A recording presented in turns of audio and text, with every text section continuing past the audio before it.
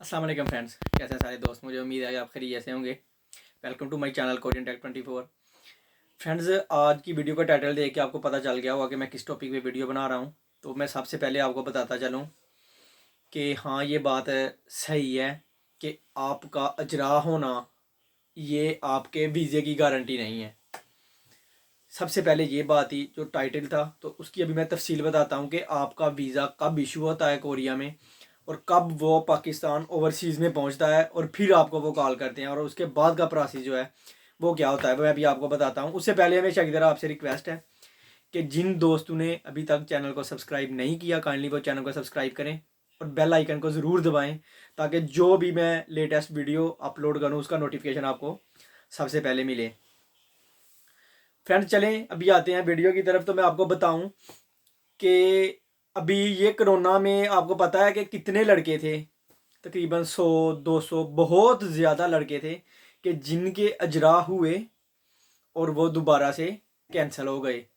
कई का तो यहाँ तक हुआ कि वीज़े चले गए पाकिस्तान में, उनके साइन भी हो गए, टिकट भी हो गई, बस आ नहीं पाए। फिर मालिकों जो मालिक थे, कंपनीज मालिक थे जिन्होंने उनको वीज़े दिए थे, वो दोबारा से कैंसिल हो गए और दोबारा उनके पैसे अभी जो हैं उनको मिले या नहीं मिले, या ओवरसीज़ में है, या उनका प्रोसेस अभी चल रहा है। चलो, ये बात ही कोरोना की वजह से कि ये कोरोना था तो ठीक है, काम ख़त्म हो गया तो उन्होंने कर दिया, ठीक है। लेकिन इसके अलावा मैं 2012 में कोरिया में आया था और मैं 7-8 साल का जो है तजर्बा है कोरिया में। तो मैं आपको बताता हूँ कि अजरा होना, ये बंदा अगर समझे कि जी मेरा अजरा हो गया और मैं 100% कोरिया आ गया हूँ, तो ये बात गलत है। आप इसको 100% गलत नहीं कह सकते। हाँ, चांसेस होते हैं, बहुत ज़्यादा चांस होते हैं। आप 70%, 80%, 100% भी कह सकते हैं कि अगर आपका अजरा हो गया तो आपका वीज़ा इशू जो है वो हो गया है और कोरिया में आप आएंगे। लेकिन बाई चांस ऐसा भी बहुत दफ़ा हुआ है। मेरे जानने वाले दोस्त हैं, अपने काफ़ी ज़्यादा लोग हैं, क्योंकि मैंने अकेडमी बनाई हुई थी पाकिस्तान में, तो बहुत सारे इस तरह के मामला आते रहते हैं और पता चलता रहता है। कोरिया में भी बहुत सारे जानने वाले हैं जिनके जानने वालों के साथ ये हादसा हुआ पाकिस्तान में, तो वो मैं आज आपको बताऊंगा।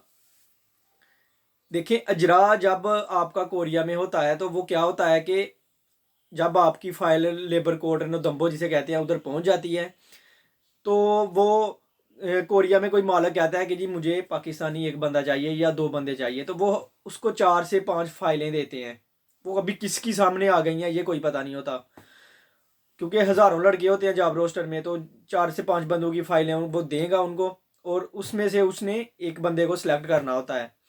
उसको उसने सेलेक्ट किया तो उसकी जब वो जो आपकी आईडी बनती है आईपीएस टॉपिक पे वेबसाइट पे, तो उसमें ये होता है कि आपकी आईडी 24 घंटे जो है एक्टिव वो इनके एचआरडी वालों के अंडर होती है। ईपीएस टॉपिक की आईडी जो होती है उसमें आपका जो पासपोर्ट नंबर है, आपका प्रोसेस सारा वो बताते रहते हैं, अपलोड करते रहते हैं, मिनट मिनट 10-10 मिनट बाद वो अपडेट करते रहते हैं। तो उसमें सबसे पहले जब आपका अजरा होता है, कोई मालिक आपको सिलेक्ट करता है, तो फिर क्या होता है कि जो है वो आपका अजरा आईडी पे शो हो जाता है कि आपका अभी अजरा हो गया है। उसका क्या मतलब है कि आपको किसी मालिक ने सिलेक्ट कर लिया है।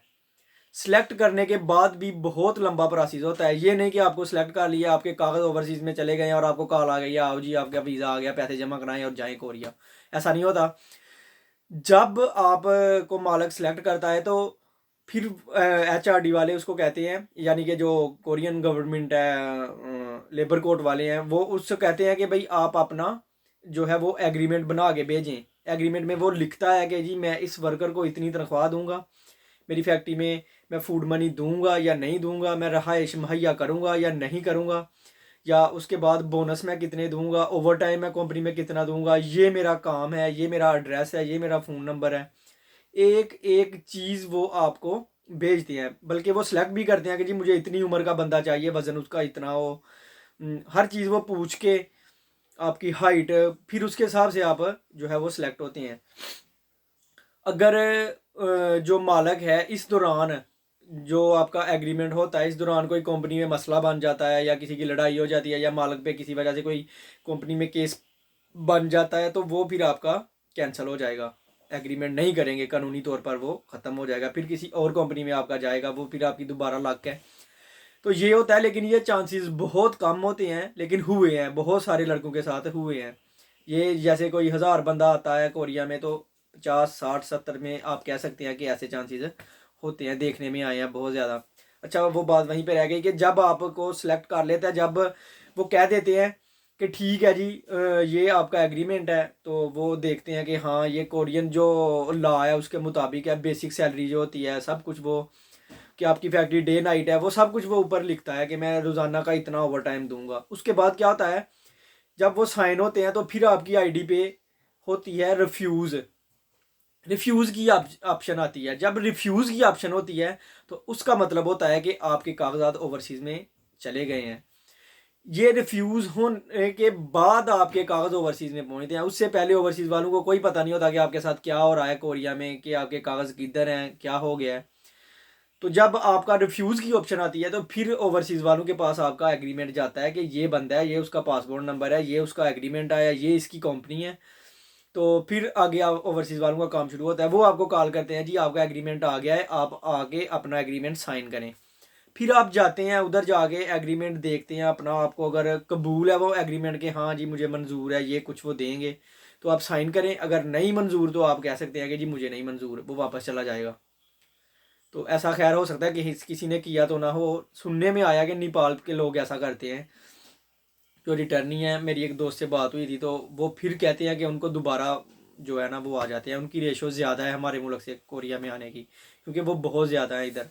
सुनने में आया कि वो करते हैं, मैंने कोई देखा नहीं है या कंफर्म नहीं किया था, लेकिन दोस्त एक ने बताया कि बहुत सारे ऐसा करते हैं कि जी हमें ये काम अच्छा नहीं लगता, तो आप काइंडली हमें दूसरा एग्रीमेंट भेजें, तो फिर उनको दूसरा भेजा जाता है।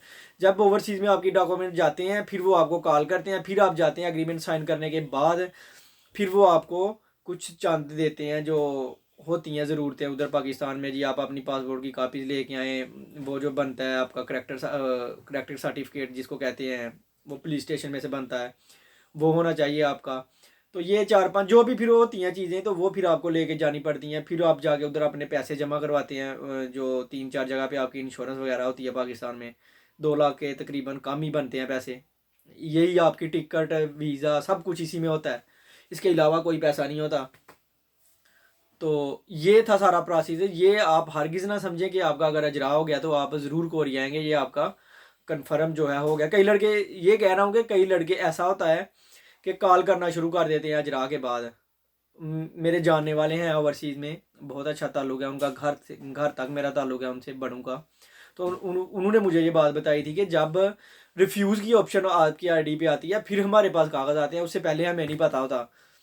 तो लड़के कॉल करते हैं, जी मेरा अजरा हो गया, मुझे कॉल नहीं आ रही, ये हो गया वो हो गया। वो कहते हैं भाई हमारे पास अभी आपके कागज़ आए नहीं हैं, तो हम कैसे आपको बता सकते हैं कि क्या जो है वो हुआ है। तो आप वेट किया करें, जब आपको आएगा फ़ोन उनका तो फिर आप जाएं, जैसे वो कहें आप वैसे करें। तो यही मैं वीडियो में आज मैं आपको बताना चाहता था कि आप इस चीज़ को ना समझे कि आपका अजरा हो गया तो आपका वीज़ा आ गया है। तो इंशाल्लाह अगर वीडियो अच्छी लगे तो लाइक कर सकते हैं, शेयर करें, कमेंट करें, और चैनल को सब्सक्राइब ज़रूर करें। मैं दोबारा कह रहा हूँ आपको, ताकि और जो आप बात पूछना चाहें वो कमेंट करके पूछ सकते हैं। इंशाल्लाह नेक्स्ट वीडियो में मुलाकात होगी, तब तक के मुझे इजाज़त दें। खुदा हाफिज़।